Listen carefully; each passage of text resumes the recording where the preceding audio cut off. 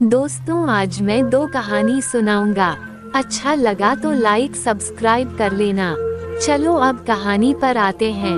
एक बनिया था, भला था, भोला था, नीम पागल था। एक छोटी सी दुकान चलाता था। दाल, मुरमुरे, रेवड़ी जैसी चीजें बेचता था और शाम तक दाल रोटी का जुगाड़ कर लेता था।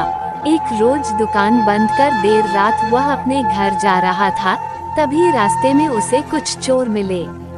बनिए ने चोरों से पूछा, इस वक्त अंधेरे में आप लोग कहाँ जा रहे हैं? चोर बोले, भैया हम तो सौदागर हैं, आप हमें क्यों टोक रहे हैं? बनिए ने कहा, लेकिन एक पहर रात बीतने के बाद आप जा कहाँ रहे हैं? चोर बोले, माल खरीदने। बनिए ने पूछा, माल नकद खरीदोगे या उधार? चोर बोले, न नकद न उधार, पैसे तो देने ही नहीं हैं। बनिए ने कहा, आपका ये पेशा तो बहुत बढ़िया है, क्या आप मुझे भी अपने साथ ले चलेंगे? चोर बोले, चलिए, आपको फायदा ही होगा। बनिए ने कहा, बात तो ठीक है, लेकिन पहले ये तो बताओ कि यह धंधा कैसे किया जाता है? चोर बोले, लिखो किसी के घर के पिछवाड़े। बनिए ने कहा, लिखा। चोर बोले, चुपचाप सेंध लगाना। बनिए ने कहा, लिखा। चोर बोले, फिर दबे पांव घर में घुसना। बनिए ने कहा, लिखा। चोर बोले, जो भी लेना हो सो इकट्ठा करना। बनिए ने कहा, लिखा। चोर बोले, न तो मकान मालिक से पूछना और न उसे पैसे देना। बनिए ने कहा, लिखा। चोर बोले, जो भी माल मिले उसे लेकर घर लौट जाना। बनिए ने सारी बातें कागज पर लिख ली और लिखा हुआ कागज जेब में डाल लिया। बाद में सब चोरी करने निकले। चोर एक घर में चोरी करने घुसे और बनिया दूसरे घर में चोरी करने पहुंचा। वहां उसने ठीक वही किया जो कागज में लिखा था। पहले पिछवाड़े सेंध लगाए, दबे पांव घर में घुसा, दिया सलाए जलाकर दिया जलाया। एक बोरा खोजकर उसमें पीतल के छोटे बड़े बर्तन बड़ी बेफिक्री से भरने लगा। तभी एक बड़ा तसला उसके हाथ से गिरा और सारा घर उसकी आवाज से गूंज उठा। घर के लोग जाग गए। सबने चोर चोर चिल्लाकर बनिए को घेर लिया और उसे मारने पीटने लगे। बनिए को ताज्जुब हुआ। मार खाते उसने अपनी जेब में रखा कागज निकाला और उसे एक नजर पर डाला। फिर तो वह जोश में आ गया।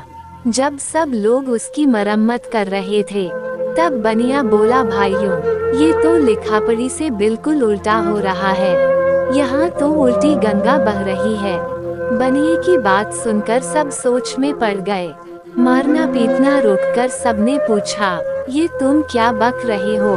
बनिए ने कहा, लीजिए ये कागज देख लीजिए, इसमें कहीं पिटाई का जिक्र है। घर के लोग तुरंत समझ गए। उन्होंने बनिए को घर से बाहर धकेल दिया। सोचो विचार कर किया कार्य कभी कष्टदायक नहीं होता है। दोस्तों, कहानी कैसी लगी? अच्छी लगी तो एक लाइक कर देना। अब दूसरा कहानी सुनाता हूँ। महाराजा चंद्रगुप्त का दरबार लगा हुआ था।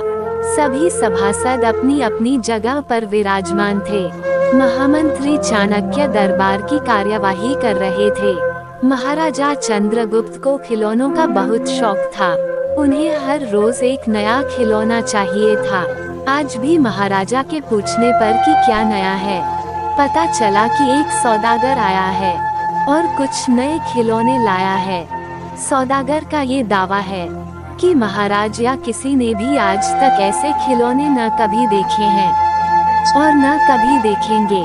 सुनकर महाराज ने सौदागर को बुलाने की आज्ञा दी। सौदागर आया और प्रणाम करने के बाद अपनी पिटारी में से 3 पुतले निकालकर महाराज के सामने रख दिए और कहा कि अन्नदाता, ये तीनों पुतले अपने आप में बहुत विशेष हैं। देखने में भले एक जैसे लगते हैं, मगर वास्तव में बहुत निराले हैं। पहले पुतले का मूल्य 1 लाख मोहरे हैं, दूसरे का मूल्य 1000 मोहरे हैं और तीसरे पुतले का मूल्य केवल 1 मोहर है। सम्राट ने तीनों पुतलों को बड़े ध्यान से देखा। देखने में कोई अंतर नहीं लगा। फिर मूल्य में इतना अंतर क्यों? इस प्रश्न ने चंद्रगुप्त को बहुत परेशान कर दिया। हार के उसने सभासदों को पुतले दिए और कहा कि इनमें क्या अंतर है, मुझे बताओ। सभासदों ने तीनों पुतलों को घुमा फिराकर सब तरफ से देखा, मगर किसी को भी इस गुत्थी को सुलझाने का जवाब नहीं मिला। चंद्रगुप्त ने जब देखा कि सभी चुप हैं, तो उसने वही प्रश्न अपने गुरु और महामंत्री चाणक्य से पूछा। चाणक्य ने पुतलों को बहुत ध्यान से देखा और दरबान को 3 तिनके लाने की आज्ञा दी। तिनके आने पर चाणक्य ने पहले पुतले के कान में तिनका डाला। सब ने देखा कि तिनका सीधा पेट में चला गया। थोड़ी देर बाद पुतले के होंठ हिले और फिर बंद हो गए। अब चाणक्य ने अगला तिनका दूसरे पुतले के कान में डाला। इस बार सब ने देखा कि तिनका दूसरे कान से बाहर आ गया और पुतला ज्यों का त्यों रहा।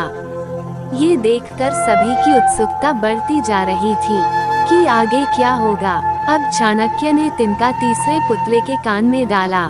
सब ने देखा कि तिनका पुतले के मुंह से बाहर आ गया है और पुतले का मुंह एकदम खुल गया। पुतला बराबर हिल रहा है, जैसे कुछ कहना चाहता हो। चंद्रगुप्त के पूछने पर कि ये सब क्या है और इन पुतलों का मूल्य अलग अलग क्यों है, चाणक्य ने उत्तर दिया, राजन, चरित्रवान सदा सुनी सुनाई बातों को अपने तक ही रखते हैं और उनकी पुष्टि करने के बाद ही अपना मुंह खोलते हैं। यही उनकी महानता है। पहले पुतले से हमें यही ज्ञान मिलता है और यही कारण है कि इस पुतले का मूल्य 1,00,000 मोहरे है। कुछ लोग सदा अपने में ही मग्न रहते हैं, हर बात को अनसुना कर देते हैं। उन्हें अपनी वाह वाह की कोई इच्छा नहीं होती। ऐसे लोग कभी किसी को हानि नहीं पहुंचाते।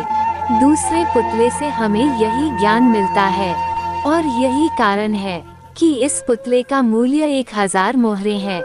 कुछ लोग कान के कच्चे और पेट के हल्के होते हैं। कोई भी बात सुनी नहीं कि सारी दुनिया में शोर मचा दिया। इन्हें झूठ सच का कोई ज्ञान नहीं, बस मुंह खोलने से मतलब है। यही कारण है कि इस पुतले का मूल्य केवल 1 मोहर है। यही ज्ञान लो तुम इन पुतलों से। इंसान को तुम पहचानो जरा, अंदर से कुछ, बाहर से कुछ। इस भेद को तुम अपनाओ जरा। दोस्तों, पूरी कहानी सुनाने के बाद अच्छा लगा हो तो कमेंट कर देना और हमारे चैनल को सब्सक्राइब कर लेना। धन्यवाद दोस्तों।